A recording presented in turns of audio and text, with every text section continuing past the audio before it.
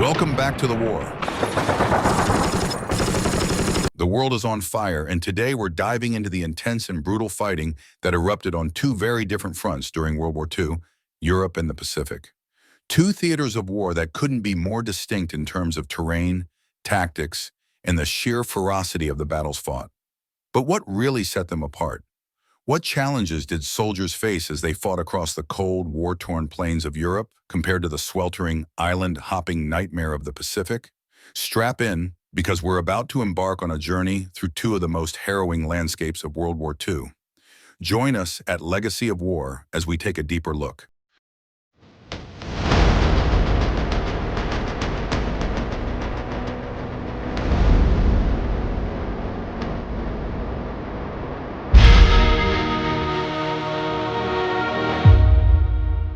Before we start the video, don't forget to check out our selection of playlists. We cover other wars like Vietnam, the World Wars, as well as Viking and Roman times. We will also be adding to our collection soon. Make sure you like, subscribe, and let us know your thoughts in the comments. Now relax and enjoy the video. That's in order. The context, Europe, and the Pacific. Let's start with the big picture. World War II wasn't a single conflict, but rather a series of interrelated wars, each with its own distinct theaters. The European theater was dominated by the struggle against Nazi Germany and Fascist Italy. On the other side of the globe, in the Pacific, the Allies were locked in a deadly struggle with Imperial Japan. Both theaters were brutal, but the geography, strategies, and even the psychology of the combatants varied widely. In Europe, the conflict was largely continental. Vast armies clashed in the open plains of France, the forests of the Ardennes, and the frozen steppes of Russia.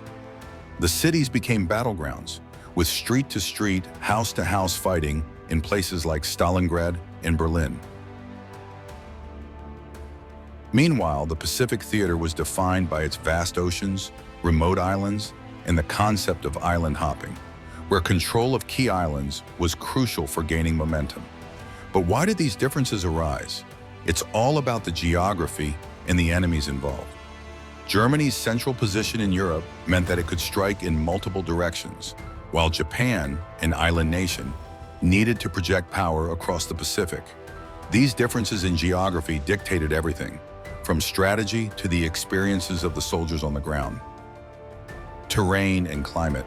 The battlefield's influence. Europe and the Pacific couldn't be more different when it comes to terrain. In Europe, soldiers faced the challenge of crossing wide rivers, navigating dense forests, and enduring the harsh winter conditions on the Eastern Front. Picture this: freezing temperatures, knee-deep snow, and a relentless enemy. The Battle of the Bulge, for instance, was not just a clash of armies, but a fight against the elements, where frostbite and hypothermia were as deadly as bullets. Now contrast this with the Pacific.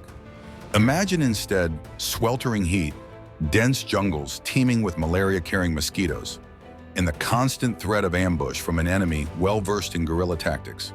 The Battle of Guadalcanal wasn't just about securing an island, it was a battle against the environment itself. Soldiers had to deal with oppressive humidity, diseases like dysentery, and a determined Japanese defense that turned every inch of jungle into a potential death trap. So what's the takeaway? The terrain didn't just shape the strategies, it shaped the soldiers. European battles demanded endurance and resilience in the face of a massive, often overwhelming enemy force. In the Pacific, it was about adaptability, survival, and the ability to fight in conditions that seemed designed to break the human spirit. Keep watching as we dive into the tactics employed in these distinct theaters, the strategies that would come to define the outcome of World War II. Strategies and tactics, the chessboard of war. Moving on to strategies. In Europe, warfare was about grand maneuvers, blitzkrieg tactics, and massive tank battles. The German strategy of blitzkrieg, or lightning war, revolutionized the way battles were fought. Fast-moving tanks, mechanized infantry, and air support worked in unison to overwhelm the enemy. Think of the fall of France in 1940. Germany's rapid advance stunned the world, proving that the old strategies of World War I were obsolete. But as the war dragged on, the European theater became one of attrition. The D-Day landings in Normandy were a logistical nightmare, involving months of planning, deception, and coordination. The Allies knew they had to break through Hitler's Atlantic Wall to open a Western front and eventually liberate Europe. It was a game of strategy where intelligence, deception like Operation Fortitude, and sheer numbers played crucial roles. In contrast, the Pacific War required a different kind of thinking. The island-hopping campaign was a unique strategy where the Allies targeted specific islands, bypassing others, to gradually push closer to Japan.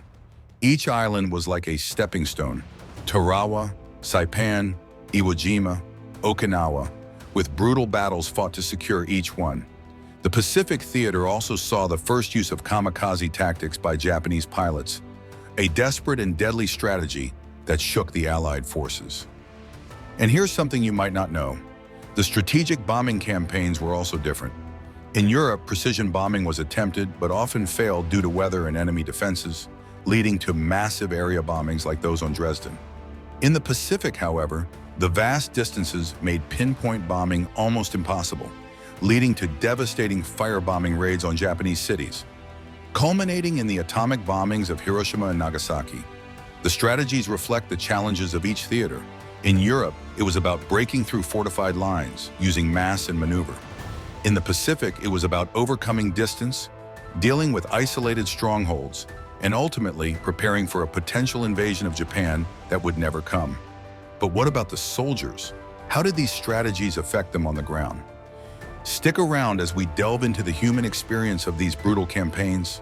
The human experience, soldiers' stories. War is fought by nations, but experienced by individuals. In Europe, soldiers endured the horrors of trench warfare early on, but as the war evolved, so did their experiences.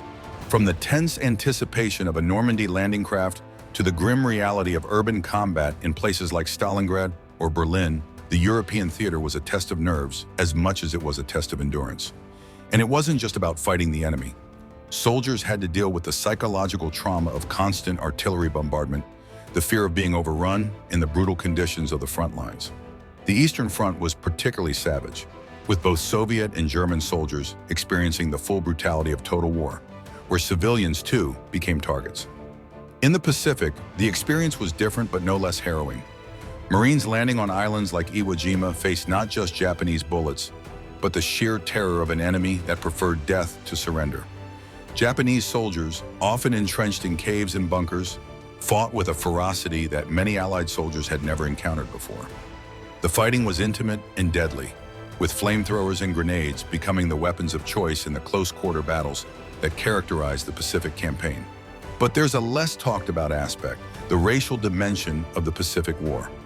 Propaganda on both sides dehumanized the enemy, leading to a particularly brutal kind of warfare. American soldiers often saw the Japanese as fanatical, and this influenced how the war was fought. There was little quarter given and few prisoners taken. The Pacific theater was not just a clash of nations, but a clash of cultures and ideologies. This brings us to a question. How did these experiences shape the soldiers? Many returned home with deep psychological scars, and the different nature of the fighting in Europe and the Pacific influenced how veterans would process their experiences and how history would remember them. But the story isn't over yet. We've covered strategies and human experiences, but what were the outcomes? How did these theaters shape the post-war world? Don't go anywhere, because we're about to discuss the lasting legacy of these epic conflicts, the outcomes and legacy, shaping the post-war world. So what were the outcomes? In Europe, the war ended with the unconditional surrender of Nazi Germany in May 1945.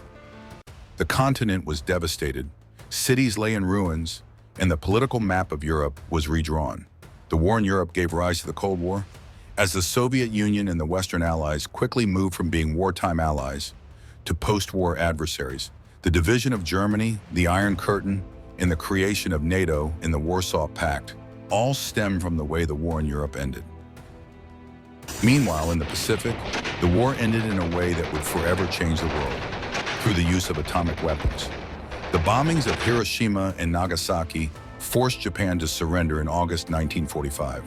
The Pacific theater's outcome not only ended World War II, but also ushered in the nuclear age, where the threat of atomic warfare would hang over the world for decades. Japan's surrender led to the occupation and reconstruction of the country under General Douglas MacArthur, transforming it from a militaristic empire into a pacifist nation and a key U.S. ally in Asia. And here's where it all ties together. The fighting in Europe and the Pacific, while different in many ways, both contributed to the reshaping of the global order. The war in Europe set the stage for a divided bipolar world, while the war in the Pacific changed the dynamics of power in Asia, leading to the rise of the United States as a superpower and the eventual emergence of China as a major player on the world stage. So what's the legacy? The war left deep scars, both physical and psychological, that would take generations to heal. But it also led to the creation of the United Nations, the establishment of international laws on war crimes, and a new world order aimed at preventing such a catastrophic conflict from happening again. The destruction of Europe and Asia necessitated unprecedented efforts at rebuilding, leading to the Marshall Plan in Europe and similar efforts in Japan, which would lay the foundation for their post-war economic miracles. The differences between the European and Pacific theaters weren't just about geography and strategy. They reflected deeper contrasts in the nature of warfare, the cultures involved, and the global stakes at play. In Europe, the fight was against a powerful industrialized foe across a devastated continent, whereas in the Pacific, it was a brutal, island-by-island struggle against an entrenched and fanatical enemy. But despite these differences, one thing was universal: the bravery and sacrifice of the soldiers, sailors, and airmen who fought in both theaters. Their stories remind us of the cost of war and the resilience of the human spirit. As we close, let's remember that World War II wasn't just a series of battles. It was a transformative event that reshaped the modern world. The lessons learned from the brutal fighting in Europe and the Pacific continue to resonate today as we face new global challenges. And remember, history isn't just about the past. It's about understanding the legacy of those who came before us and how their struggles continue to shape our present. So stay tuned to Legacy of War for more stories that connect our world today with the lessons of yesterday. Check out this video about the tanks used by the Allies during the war. Thanks for watching. Don't forget to like, subscribe, and leave your thoughts in the comments. Check back in again soon. Salute.